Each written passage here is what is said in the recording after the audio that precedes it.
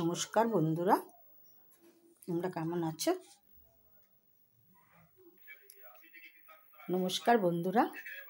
কেমন আছো? আমিও ভালো আছি।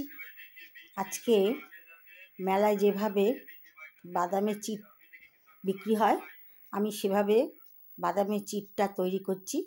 তোমরা দেখো কিভাবে আমি তৈরি করি, সেটা তুমি যারা দেখো। এখন এই বাদামটাকে ভালো করে ভেজে নেব। গ্যাসের আঁচটা একদম লো ফ্লেমে থাকবে, বুঝলে? ভালো করে একটু বাদামগুলোকে একটু ভেজে নেব।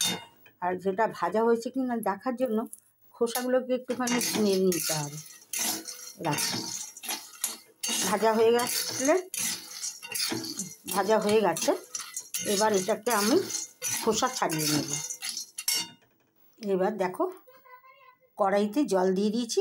এক কাপ অনুযায়ী কড়াইতে জল দিয়ে দিয়েছি।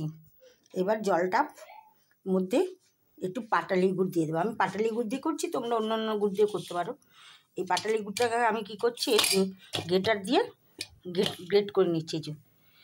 এই গ্রেটার দিয়ে এরকমভাবে গ্রেট করে নিচ্ছি। তোমাদের আমি দেখাচ্ছি কি গ্রেট করে নিই, তারপর দেখাচ্ছি। এই যে আমি কতটা গ্রেট করেছি, এগুলো আরও একটু গ্রেটার দিয়ে করে নেব।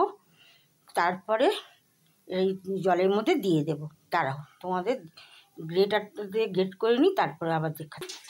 এবার জলটার মধ্যে আমি এই পাটালি গুড়টা যে গ্রেটার দিয়ে গ্রেট করে নিয়েছি, এটা আমি দিয়ে দেবো। গরম জলের মধ্যে আমি এটা দিয়ে দিচ্ছি। আমি পাটালি গুড় দিয়ে করছি, তোমরা নলেন গুড় দিয়ে বা আখি গুড় দিয়েও যে কোনো দিয়ে করতে পারো। এবার এই গুড়টা যতক্ষণ না ইসে হবে, চিটচিট মতন আসবে, ততক্ষণ এটাকে গরম করতে হবে। এবার এটা আঁচটা বাড়িয়ে দিয়েছি।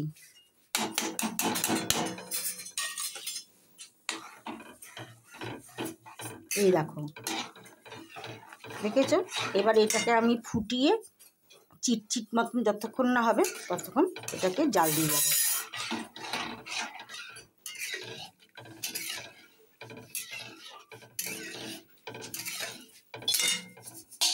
একটা যেটার মধ্যে বাদামের চিটটা করে ঢালবো, সেটার মধ্যে একটু সামান্য ঘি আর একটু সর্ষের তেল দিয়ে থালাটাকে মাখিয়ে নিয়েছি।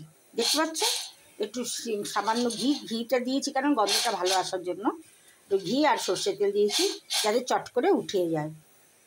এটা দেখো এখনও ফুটছে। যতক্ষণ না চিট হবে ততক্ষণ বাদামটা দেবো না।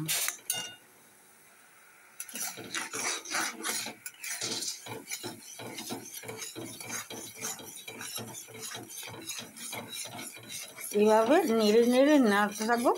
নাড়ার পরে যখন চিট হয়ে আসবে তখন দেখবে, আমি হাত দিয়ে যখন খুন্তিতে দেবো, এখনও হয়নি, আরও হবে, জল দিয়ে নিই। তারপরে একদম শুকনো শুকনো হয়ে আসবে এবং হাতে ধরে এরকম চিটচিট মতন আসবে, তখন আমি বাদামটা দিয়ে দেবো। এই দেখো, আর কতটা ইসে হয়ে এসছে, দেখেছ? আর এই বাদামগুলোকে ছাড়িয়ে নিয়েছি। দু একটা খোসা রয়ে গেছে, কিন্তু এগুলোকে কিছুতেই ছাড়াতে পারছি না। আমি তো ওই শুদ্ধ নিয়ে এসেছি, খোলা শুদ্ধ নিয়ে এসেছিলাম, সেখান থেকে বেছে এবার ভেজেছি। এই জন্য দুই একটা খোসা রয়ে গেছে। দুই একটা খোসা রয়ে গেছে। দেখো, এবার একটু এটা হাতে একটুখানি করে দেখবো যে চিটচিট হয়েছে কি না। হ্যাঁ, হয়ে গেছে। এবার চিটচিটটা হয়ে গেছে। এবার এটাকে বাদামগুলো ঢেলে দেবো। এবার দেখো, এই বাদামগুলোকে সব ঢেলে দিলাম। সব বাদামগুলো ঢেলে দিয়ে এবার নাড়াচাড়া করে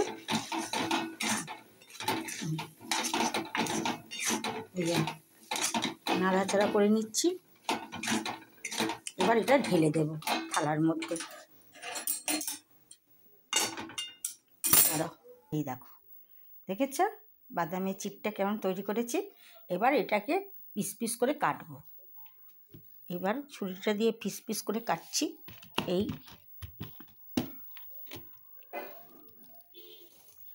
কিন্তু একটু মনে হচ্ছে একটু বেশি ইসে হয়ে গেছে।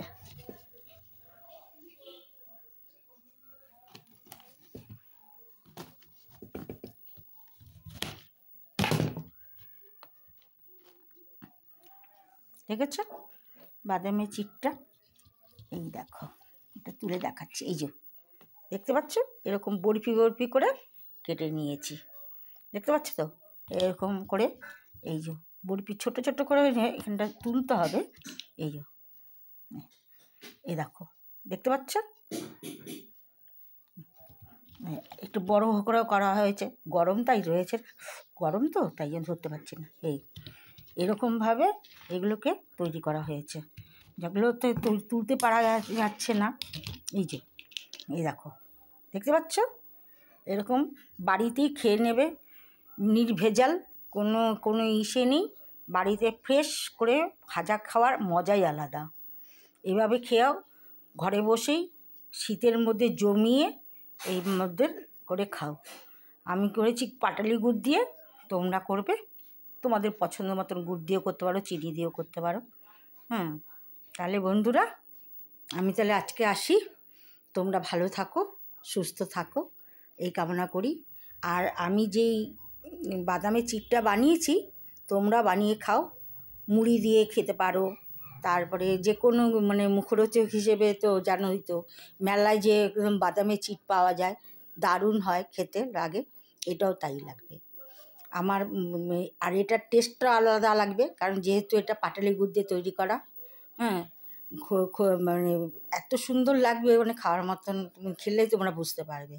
আর এখানে যারা যারা আমার এইখানে আরেকবারও করেছিলাম, তারা খেয়ে খেয়ে বলেছিল খুব ভালো টেস্ট হয়েছে, কারণ ঘি দিয়ে নিয়েছি নিচে, ঘি আর সর্ষের তেলটা মাখিয়ে নিয়েছি, যাতে তাড়াতাড়ি করে চট করে উঠানো যায়, উঠিয়ে তাহলে ওটা লাগবে না নিচে। তাহলে বন্ধুরা আসছি তাহলে।